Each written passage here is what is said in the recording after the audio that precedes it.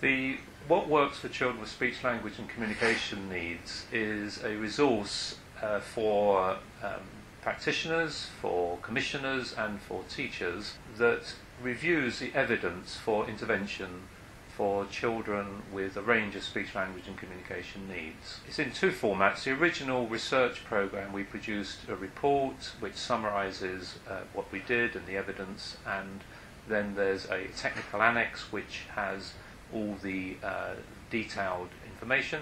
But what's more important now is that working with the Communication Trust, we've produced a web-based version which is far more accessible, so that anybody can go onto the web and find the information about individual interventions or different types of interventions. So how can you actually use it? Well, thinking about the web-based version now, the Communication Trust is the host of this, so by going onto the Communication Trust website, you will be able to log in and immediately be presented with a page which allows you to choose either to go straight to an intervention by a list of letters, so beginning with S or whatever, or else to go in at, for example, age of child. If you want to know about interventions for preschool children, you could go there first, and then for example, whether this needs a specialist to deliver it, or whether it's with a teacher or a teaching assistant. So there's a way of finding what you need to know through a number of different routes. And how did you decide what interventions to include? We started with practice. We did a two-stage study, initially of managers of educational psychology services and speech and language therapy services, and we interviewed managers to find out essentially what they did for children with speech, language and communication needs.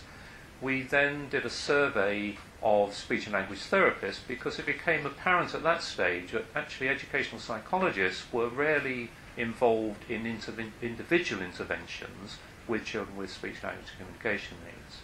Having got that very large range of different interventions, we then undertook a review of the research evidence. So how in the end did you rate the various interventions that you came across?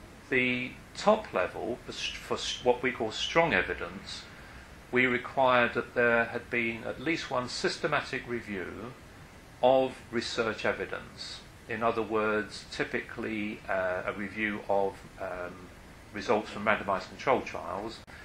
For the moderate level of evidence, we used the criterion of at least one randomised controlled trial. And for what we called indicative, these were studies which had what I would call face validity. They were popular, they seemed to be useful in principle, but in fact there was no systematic scientific evidence for their usefulness. I must stress that the fact that there isn't any evidence, of course, does not mean that something doesn't work. It mainly means that we just haven't got the evidence yet.